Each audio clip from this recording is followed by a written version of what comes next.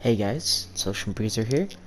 I apologize if there's lack of speaking right now. It's kind of late here in California. This is the only video I believe I will be uploading this week. Maybe another short video of just entertaining stuff happening in my St. Louis that I've been meaning to upload. But this is the USS Gearing. I do not believe I've made a video on the Gearing since its release. I believe it's the only legendary ship I haven't. Just because I didn't have any good games or eventful games, but this game is definitely eventful. So the Gearing, of course, has its signature 16.5 kilometer torpedoes, which just are insane. And the way that I like to use them is at the start of the match. Just dump them off here into a cap circle, and you'll end up hitting something at the very least. And if not, they'll just keep going until they reach the back rank of battleships, because 16.5 kilometer torps is insane.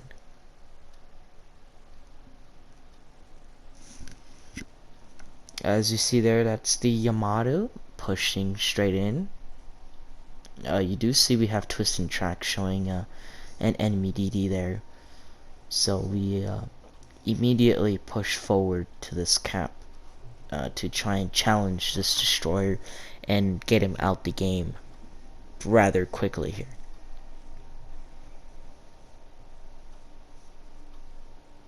And we're just messing with our gun locks. It's something you'll see me do a lot, is just mess with that there. As we're hoping we get a one torpedo on the bow of the Yamato, which will do pretty much max damage, and boom! Out of nowhere, the Udachi is gone, and that is just insane there. As you can see, that is why these Gearing torps are so deadly. You just don't even know he's there.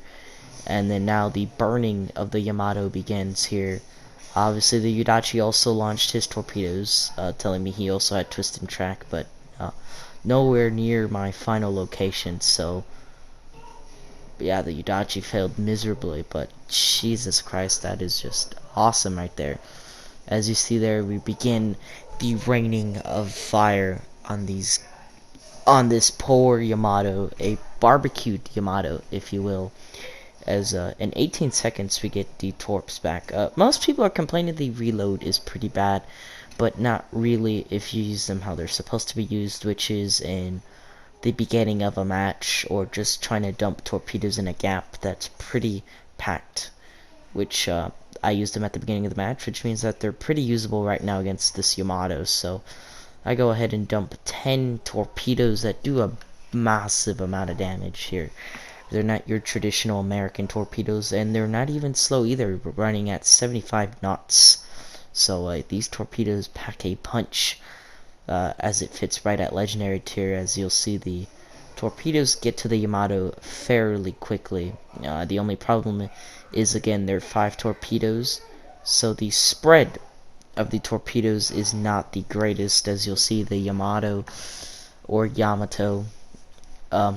is able to dodge, I believe, all of them this round, but he cannot dodge this insanity of just raining HE. It's just ridiculous here, and this Yamato can still get Citadel through the bow, so just not looking good. Yes, and he does dodge all my torpedoes, since their spread is pretty bad. There I just pull out my smoke screen. I mean, it doesn't really matter, and I burn him to death with, wow, almost 100 shell hits that time there. As now I just gonna go capture the base here. There is a lightning 11 ticks out, but not gonna really do much here. I haven't been touched once this match. Amazing survivability with the Gearing, especially if you have a high level Sims. And this Yamato here, trying to support him in case he has will to rebuild. I don't believe he's even low enough to support that. And then the GK is right behind us. The GK did try and pull off a flanking maneuver, kind of forgot about him since he drop spotted, but he ambushes our back rank Yamato, which is unfortunate since he's just sitting broadside here. I quickly attempt to torp the GK, but I notice if I launch torpedoes, they're gonna hit the island. So I just hold off my torpedo launch here. And also keep in mind that Yamato is also turning in, as you see the GK chasing this poor Yamato on our team here. Once he basically clears the area of the island, it just gives me free reign to torp him as I keep waiting, and then I just launch preemptive torps there, which were actually miscalculated as the GK did not turn as much as I thought he would have, and he ends up turning out. If I launched torpedoes at the direct path that he was on, it probably would have death striked him, but obviously I didn't do that, so fun times, as I'm currently just waiting for my smoke screen to appear back and just absolutely abuse this Grosser first. But 37 seconds, and GK is still getting slapped by the Yamatos there because he's just sitting broadside, and you see we miss horribly with our torpedoes. So again, we only got that one very lucky hit on the Yodachi, yet it's so satisfying. Yodachi not even spotted, and then he dies instantly. I opt for the engine boost here to try and get out of this sticky situation, because the GK's secondaries hit hard and are very accurate, unlike the Bismarck secondaries. So definitely something I don't want to get spotted by. And once I smoke up, that is somewhat of a problem because the GK does have the signature German sonar, which is basically a long duration radar, is essentially what that is. The German sonar is ridiculous. There he knocks out my engine, and I know he probably has sonar, so I'm just not gonna waste. Yep, there's the sonar, 6 kilometers out, and his sonar lasts for 1 minute and 30 seconds, so it's basically like a super long duration radar is what this sonar is on the GK. And finally I just repair the engine here as I try and just get away as fast as I can, because this GK is now aiming at me and his secondaries will rip me to shreds. In hindsight, I should probably be aiming for the superstructure, but not really. And then you see there I changed my direction to the superstructure and he dies by fire.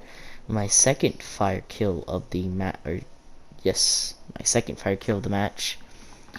I had the one Yudachi kill with the torpedo. That was just as of playing the game, I was like I was laughing so hard. I think I've done that 3 times with the gearing. Just the torpedoes, you don't expect these torpedoes, honestly, and they have pretty good concealment. So if you have the Atago commander, she would be a great inspiration, and you get the concealment of your torpedoes down by a lot. You can really become just a destroyer that just absolutely does what I just did to that Yudachi, which is just torpedo something, and they can't even see the torpedo until like it's too late. Even in the destroyer, it's too late. So yeah, you can get some pretty nasty concealment here. We're capturing B and C, so C has been captured actually, so it's pretty much a wrap up here. And then this is when we find out the entire fleet is over there, as the Conqueror spots the Baltimore, and then he spots the Conqueror and Yamato, and the Conqueror is not a ship you want to be sitting broadside. And there you see Yamato spotted, and he's just gonna absolutely slap this Conqueror. And it honestly, this is the biggest mistake of the match. Obviously, I kind of did it because I was kind of chasing a Kraken, if you will, here. So I just kind of push into this mess. Obviously, that's a huge mistake because the Balti does have radar, and I don't know if it has it on reload or not. So obviously that is a big mistake, but here I take use of this small little island and just start shelling the Yamato. Here I launch. I actually don't launch because they're gonna hit the island here, and right here I get spotted by the Baltimore, and there's also a Conqueror as well, so not good. I switched to AP and see what this the AP can do, and thankfully the Allied Conqueror is able to deal with the Baltimore here. Here I was just trying to see if this Yamato would come towards me. I'm spotted because of the plane, but he can't really shoot me anyway. So right now it's just kind of a cat and mouse game. See if the Yamato will push to the right or to the left. And it's looking like the Yamato will push to the left here, so I immediately go for the YOLO torp. Try and get all that juicy damage off of him. In fact, I only shoot one salvo of torpedoes here. And unfortunately the Yamato goes down to our Conqueror. And then now I'm just gonna try and attempt to burn down this Conqueror here. I mean, there's nothing much left to do in the game. So just keep shooting the superstructure, get those juicy pens, or even the deck. Here I launched torpedoes. Probably should have launched them more ahead because he was actually speeding up from a full reverse. And there you see British HE just deleted half my health. Again, I'm still aiming kind of midship, which is not going to get me much damage. And then when I start aiming for the secondary batteries and superstructure, I start getting the huge pen damage. Here, this fire is going to kill me. That was actually only with one of the Conqueror's guns, so you can really see, you can really lay down the pain train. But anyway, thank you guys for watching, and riding the waves with Ocean Breezer.